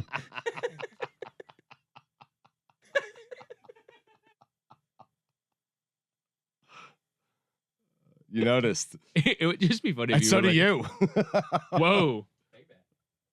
Look at Stefanski's It's Tony. beard versus no beard. Oh, yeah, he is Better- enhanced by the beard. No, Really? Look at this. that's good. That? You don't think that's good? I think he looks better Wait, there. Billy, on the are you, left. are you looking at beardless right now? Yeah. Yeah. Okay. I think he looks good beardless. Nah, it's got to be the beard. Salt and pepper beard. That's Killer. true. The salt and pepper is nice. Great chin on him. How about too old for you, Which one? John? Hmm. Harbaugh, yeah, a bit too old. John's a better. Oh, John's yeah. a better For Harbaugh. sure. John, far surpassed- better looking. He surpassed Jim in Yeah. the past couple years. Jim, In every way. I don't know what's going on. Brian Flores is, Yeah. Steve Martin. sorry. You thinking of Mike Tomlin, probably? Stugotz. No, I wasn't listening. I was thinking of Brian Flores. Oh, okay. Stugotz. Your guy, Robert Saleh. He's a looker. He is a looker. Yeah. I know he is. Well, Billy said no. He's lost a little weight though. Salah? I think he looked better as the San Francisco defensive coordinator. Like I saw, like, see Billy, see that picture right there? They He's just mixed had in one a up Salah. with wow. Oh, boy. Yes! He looks too Congratulations. thin as the Jets head coach. I think he just probably, he's like, I'm a head coach now. Let me Gotta look tighten up a little. But Right. What happened? see that picture? There's a picture right there. Yeah, I mean that Jets shirt to the right. No, the one to the right. He just looks thinner. He does have a big head. Probably wears like Size 8. Yeah. Yeah. Vrabel? He's I good can't looking. get it out. Yeah. He was good looking. Yeah. So which flight was he on? He was on like our First class for Salt- sure, right? Salt, Salt Lake into Tahoe. Wait, we Tony, saw him. First Tony, class, right? Tony, you weren't sure if he was good looking or not until you saw him at the airport? It's good verification. I mean, Stu, when I saw him, that chest is like a barrel. Good lord. Yeah, great calves as well. Getting to Great watch calves. someone travel is a good glimpse into like how they Yeah. really look. He What was- was Vrabes doing on the plane? He was like Traveling getting- to getting- Tahoe. No, but like, what was he doing? What were his travel He was habits? getting stuck. He was in first class. He was getting stuck into a big bag of popcorn, like a family size. I don't know how he decided to like carry this around with him. Like, No, because he's a pro. He's a pro's pro, and you go to the little gift shop inside the terminal that you can bring on the plane. You get that big bag of popcorn. Play. but either way, it was a big bag. He was just getting stuck into it. So that was his means of traveling. A book and some popcorn. How long has Mike Tomlin been the coach of the Steelers? Forever. It's been like 12 years, right? No, Never it's had been a- longer it's been than longer that. than He's that, never right? had a losing record. Well, go back to when Joe Bailey hired, who was it? Who Oh, did it Joe was Bailey? Cam Cameron. It would have been 07 then. So 07. So he's been the coach for 14 years. Has he aged a wink? No. He looks like exactly He the literally same. hasn't And winked. And you know why? You know why, He right? doesn't blink. No, because It's the black don't hat. crack. The Black hat- don't crack. Hat's covering something. It's not Black that. cracks sometimes. I Oh, can think of boy. some Yeah, instances it- where it cracks. Yeah, not get it into depends on the vacation person. mode, It Chris. depends on the Calm person. down.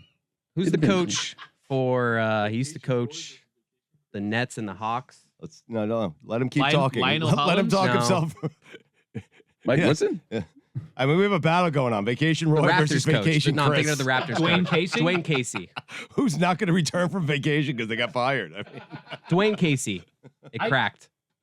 But hang on a second. Interesting. I think Dwayne Casey is younger than you think. I'm sorry, he's older than you think. Okay. I would like put him at like 60. Okay. I'm gonna Google it. I'd say Okay. Dwayne Casey is closer to 70. Yeah. No. Not Midway even. to 270. I think he's 70. Wow, he's 64. Yeah, see? Chris There is you go. wrong. Agree to disagree? Maybe there's a bit of chipping happening instead of a cracking. He looks like an early 50s man. I imagine he looks great in a coach's polo and basketball shorts, getting ready for a practice. He looks unbelievable in that. 64-year-old men are not meant to look good in that getup, and Right. I'm certain that he does. Right. You're right. You're probably right about that, yo. 64-year-old men are not supposed to look good in that. Yeah, But there are certain like 64. right. like Budenholzer must look awful at a pair of coaching shorts. The right? overall point, though. Oh, terrible. Tomlin looks great. I Terrible. mean, it's just amazing. Yeah, he does look great. He hasn't aged. He's a great coach, too. Kyle Shanahan does look good. He does look good. But he's always standing next to Garoppolo, and that hurts him, you know? But is a problem. Yeah. But he looks like he'd be a jerk. Shanahan or Garoppolo? Wow. Shanahan. Really? I think Shanahan's cool. I think Shanahan's cool. I like I think Garoppolo would be a jerk. But hold on, Chris. What you're saying is he looks like he would be a jerk just based on physical appearance. But Right, I don't know him. That's yes, good. Making sure you didn't. Coach in know the him. NFL that Seemed like you had most some good inside knowledge. clarification, Yes. yeah. coach in the NFL that most seems like a jerk, Mike Zimmer. Yeah. It's the red face, right? He just seems like he doesn't have any fun. Does Fangio? Oh. Yeah. I imagine. I Yeah. think Fangio's a good guy to have a beer Like with. he's a hoot? Several No. beers with, Yeah. regaling you with. He's a regaler. Just like Gruden. Gruden actually seems like a dreadful hang to me. I could Oh, see man, Zimmer. no, I couldn't no, have. no. I couldn't see myself having fun with Gruden at all. Oh, have some beers with him. I could That- see that'll Zimmer change with your like mind. a holiday sweater and some eggnog caroling. I could see him having a good time around a piano Begrudgingly, in the though. living room. I mean, No. No, he hits the high notes in "Oh Come All You Faithful." Ah, yes. Yeah. No, he's the one who's like what Roy just did, like mumbling fa la la la la la la la la, like throwing extra bass in it. You need that mumbler, though. Every Group of carolers needs the guy in the back that's just like, keeping the bass. Yeah. No, All but right. he just doesn't want to be there. He's wearing the sweater because him carrying it angrily seems funny. I imagine him like Roy, though. You throw a couple of like spiked eggnogs in him and he loosens up. All right, Okay. let's do it. Everybody's barbershop quartet of NFL coaches. Oh, Oh, God, I've been waiting for this my boy. entire life. Hold on a second. Yeah. It's led by McVay for me. That's all I need to know is it begins with Sean McVay. Enough he with hits this the McVay opening guy. note. Can we play like recent head? Does it have to be like from the 32 right You want now? an or old school just, head coach? Just fun head coaches that we all know. Art Shell. Oh God. Throw in any coaches. Yeah. Position coaches, assistant coaches, Right, historical yeah. coaches. Mhm. Okay. Marv Levy. All right. Pretty good. Oh, Pete Carroll's good. Carroll's- That was Tony's, Oh, though. he's having fun on Roy, that you one. can't have him in your quartet. Tony. Carroll's always having fun. No. I'm agreeing with Tony. That's Okay. fine. Roy, I don't see you. I'm handing you a card. don't we all just- I need you to. Why don't to we I'm write- just- sorry, I didn't see you. We should probably hand just the all card. I'm sorry. spitball I got him, it, I right? got We it. don't have to all make four. No, That we seems need like to a make lot. a four. We all need to make a four. those are the Okay. rules. All right. Do you guys know who the Eagles coach is? No. Okay. Oh, I got it on my phone. It's Nick Sirianni. Got it right here. I was just gonna agree with you no matter what. Okay. No, I legitimately Mac didn't know who the Dawson. Eagles coach was. How many times do you think that Nick Sirianni will trigger iPhones across the country of people watching Eagles games? That's a good question. Do you think Nick Sirianni is going to cause problems for phones? I haven't really thought about it. I think so. I think so. Yes. I think I have David Culley in my quartet. Which is what he's going to be doing in about 12 weeks.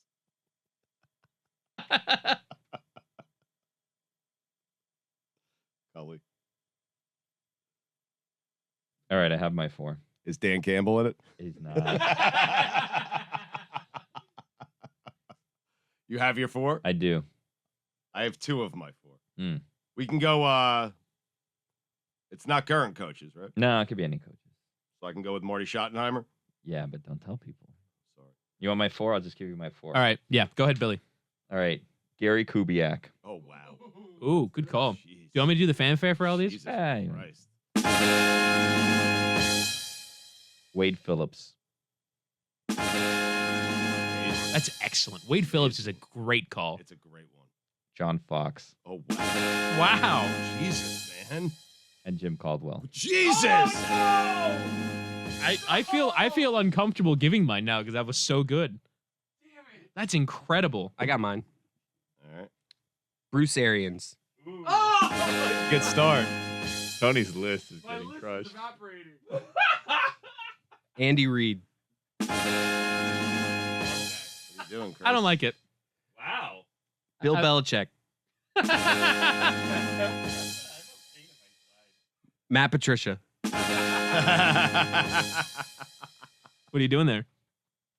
Guys I think would be in a quartet. All right, I've got mine. All right. Sean McVay. Mark Trestman. Stress. Romeo Crennel. Oh, no! You took mine.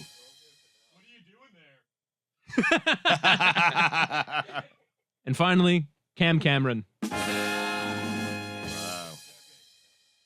All right, I had to change mine. Thank you, Romeo Crennel over here. Marv Levy.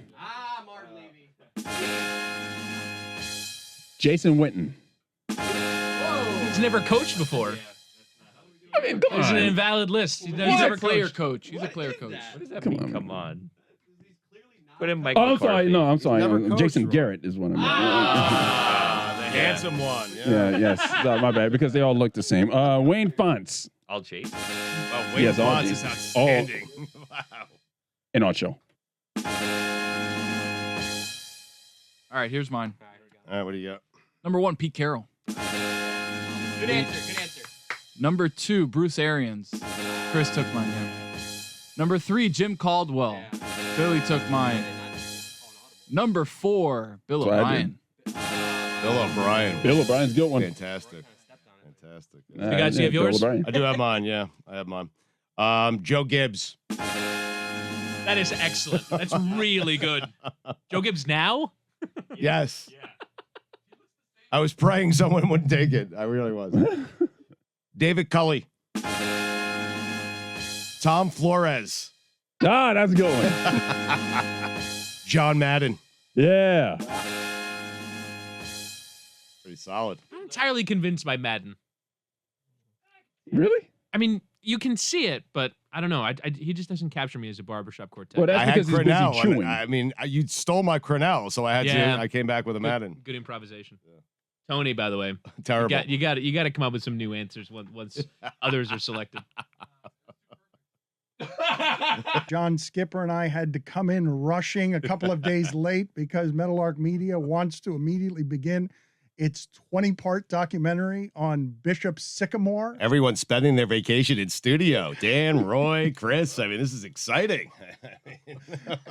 We had to come in here in a hurry to just talk about, again, late, to talk about this Bishop Sycamore story with our resident ESPN expert, John Skipper. And I think we all have the same question, right? How the hell does that happen? Yeah. How is it possible that a bunch of imposters, I don't know what the funniest part of that story is. I don't know if 58-0 is the funniest part of that story, or sharing helmets on the sideline, or coach with an arrest record. That right there. Yes. No, he has a warrant out for his arrest. Yes, forgive me. Forgive me. We'll have to shore up those details when we make it the 20-part Meadowlark Media documentary. How does this happen, John?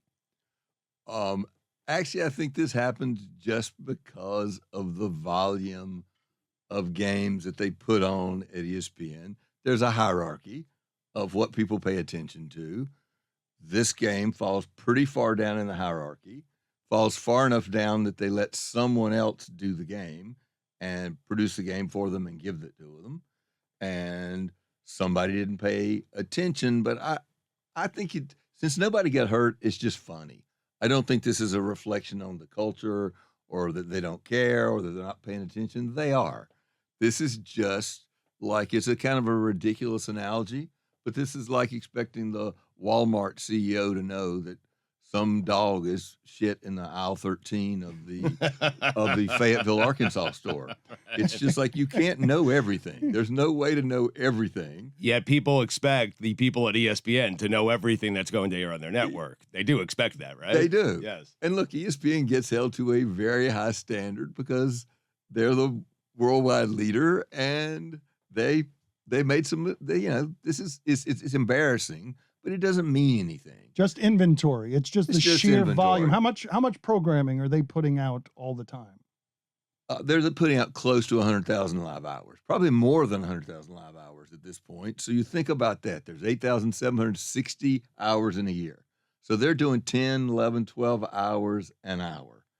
And it is impossible for anybody to pay attention to everything. They relied upon a partner to do this, and the partner got hoodwinked. I think mostly we should concentrate on just the fun of this. It's just crazy. Thank goodness nobody got hurt. Right. Now, by the way, the guy who has an outstanding warrant probably should have thought about being on national television with a fake team. I think when you have a warrant out for you, you're not really thinking about stuff like that, John. You're not thinking about that? I think you are thinking about exactly that if you're any kind of smart fugitive. I'd like to avoid TV cameras if I could. No, for me, I think he could have been on national television. It's the claiming that you have several Division I recruits. Because then you're drawing attention to the lie. If a team gets hammered by IMG Academy 58-0 or whatever it was, that's one thing. But it's saying, hey, we have all these recruits. But do they get the game without the recruits? That's how you get on ESPN, by having high recruits. One of the stories said that they're having difficulty finding an opponent for IMG Academy because it's essentially a pro football academy. It's an unfair fight against most teams. And so it's only in kind of saying, hey, we've got all these great players, and then they look into it. No, you don't.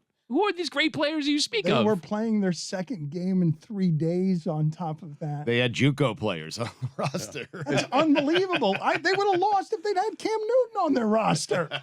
Yeah, but I don't think they lost by 58-0. I think 58-7, 58-14. Cam Newton makes it a game for me. Yes. 3 scores. Put it on the poll, Guillermo, at Levitard Show. Does Cam Newton make Bishop Sycamore a game? They need like one offensive lineman, though.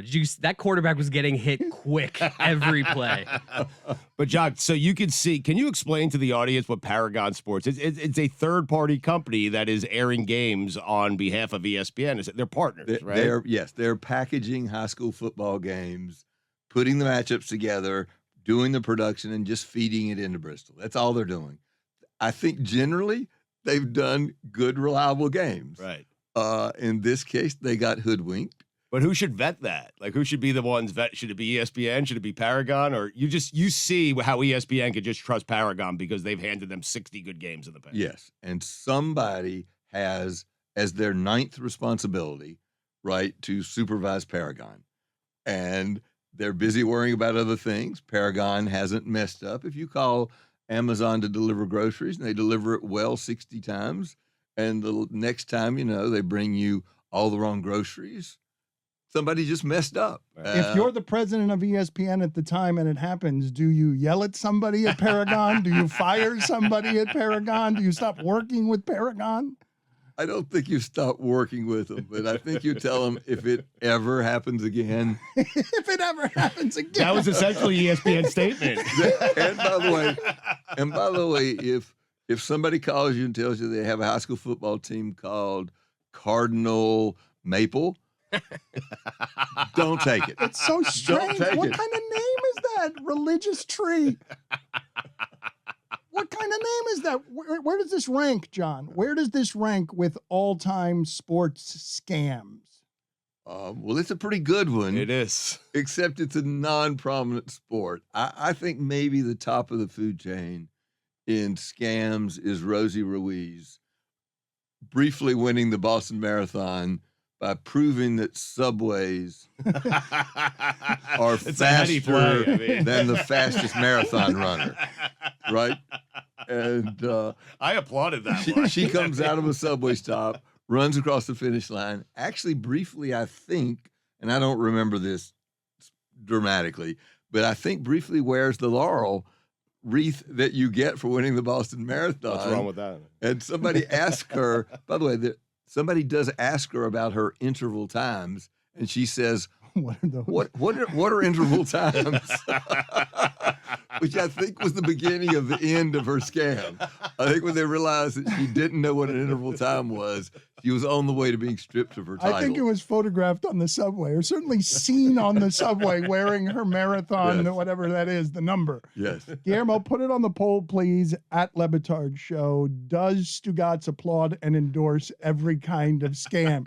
Any others? Because I'd put this in the pantheon of any all-time, even though I risk being prisoner of the moment, just because the details are so good. Well, I'll date myself, because I think the other one that this called to mind, which was so much fun and so interesting, was April 1st, and we should remember that date, April 1st, 1985. The weekly issue of Sports Illustrated came out, featured a story by George Plimpton about a phenomenal pitcher whose name was Siddhartha Finch, Sid Finch for short, who was a Buddhist monk who only wore one shoe and who threw 168 mile an hour softball. They published it in the magazine, and hundreds of thousands of people believed it. It was a low point. It was a moment of greatest hope in the history of the New York Mets franchise, I believe. And credit to the New York Mets because they went along with it. But lots and lots of people believed it. Those are great scams. They're scandals. Those aren't scandals. These are scams. This is just con artists at work. And who's the guy with the arrest warrant, by the way? Do we know his name? The head coach of Bishop Sycamore that isn't a real team. I think it's the Reverend Master Bates. Wow. Wow. Dangerous joke. Hakeem Nickslab. Where'd you get that information from? Barry McCockiner? The first Hakeem Nickslab for John Skipper there. Congratulations. Congratulations. Big day for you, John. Yes, a very, very celebratory day. Anything else about this subject that I know you guys have covered it? You can't cover it enough, honestly. I want more of this story at every turn. I was hounding Jessica from vacation, telling her, please get on as many reporters as you can, get on as many guests from the team as you can. You went into news gathering mode? I wanted to send everyone at Meadowlark Media toward this story because of how wonderful it is. Oh, well, that's appropriate since nobody got hurt. You did notice that the two fellows calling the game did begin to get worried about somebody getting hurt. And everybody's talking about, oh, these guys were men playing against boys. They were. But everybody's wrong. The men were on the IMG team. How is that possible? I don't know. How is that possible that you've got former JUCO players swapping helmets on the sidelines, which is disgusting, and they're physically not the size of all of these prospects. They're the actual grown men, and they're getting trampled by the alleged kids. I mean, they're grown men. No one said they were football players. Understood, but you would think at least, right? Would you not think? Fair enough. But I would think that at least somewhere someone would score a point. That some adult Just because you're bigger than everyone who else. decided to be a part of this, some man on the losing team would do something well against the kids. I don't know. You have 1, 2, 3, 4, 5, 6, 7, 8 grown men here. So we could field a basketball team with 3 subs. Do you think we'd score a point if we played? I would have 20. Stugotz would rain down threes. Now you're thinking right. We need to infiltrate ESPN. Let's go. I've got a team for you with first division prospects, right? I got Roy. Roy, first division prospect. Stugotz, point guard extraordinaire. You remind me of Ernie DiGregorio. We're not scoring. We're playing. We're not getting the ball over half court. Wait, we're playing the IMG Academy. So we're playing their varsity basketball team. If we played the IMG Academy varsity basketball team, we would not score a point. When I said 20, I was talking about an NBA team. Stugotz fancies I know himself. you were. I know you were. But we're not scoring a point. You think we'd score a point? No. Oh, Really? we'd post you up, Skip. We would. We'd post you up. You got to No. Just set a screen for me. I get a little 3-point shot. Let's go. Let's do this. I got you. I got that. I mean, Dan doesn't luck into an offensive rebound and put it back in. I mean, I one time played against an NBA player. I played against Walter Davis when I was at Carolina. Skipper was a very good basketball player. Skipper used to play at like 5 a.m. these YMCA games. He'd come into a city between billion-dollar deals and then start running on a court at 5 a.m. with the crazy people who would pick up basketball at 5 a.m. We got 5 points then. Just download a Skip. right. No, I played, and so I'm in Woolen Gym in the University of North Carolina. You stay on the court if you win. We won 2 or 3 games. I noticed the next team coming on the court featured Walter Davis, who's a fabulous player, played, I think, 14 years in the league, scored 15,000 points. And I'm foolish enough to say, I got him. Because I'm so excited. I'm like, I'm going to play against Walter Davis. They beat us. He heard me. and they beat us 7-0, and he scored 7 times. You got him all right. So I did have the Bishop Sycamore experience, right? I lost 7-0. If we were playing at 58, I would have lost 58-0. What a terrible judgment from the man running our company to say, I got him. Yeah. To Walter. His In a way that he could hear it. His numbers retired by the Suns. Yeah. And I think North Carolina. Yes, and North Carolina. So it's not something he'll remember, but I've always remembered it, and it reminds me of about half of the adult male population in the United States is deluded as to how good they are. I can't tell you how often I hear, I signed a minor league contract, but then I blew out my knee. I'm like, yeah, right. And I was just this far from playing for the University of North Carolina. They are really that much better. And those kids from the IMG Academy, some of those kids are going to play in the NFL. They're all going to play in the SEC and the ACC and the Big Ten. And they're not close, right? I'm assuming that they took it easy on them near the end of the game. I don't know that. Has anybody watched it? It was 30-0 with 7 minutes to play in the second quarter. They took it easy. Okay. So there is an enormous talent gap between the guys who think they could play and the guys who can play. They took their foot off the gas, really? Of course they did. It could have been 100. Skipper has to go now because he has to get into negotiations and create all of the people that we need to hire for this 20-part documentary on this scam. He's got to get this out as Meadowlark Media's first giant project. Yeah. We're going to do the 10-hour special. Thank you for... It's not enough time, to be honest. Thank you for allowing us the floor, Stugotz. Appreciate it. Thank you for coming back from vacation. Parachuting in. How do you guys know you're on vacation or not? Unlimited vacation days. Okay. Why do we have you here? Is that true? Do we have unlimited vacation? How does this work? Yeah, you have unlimited vacation days that you can't take. Right.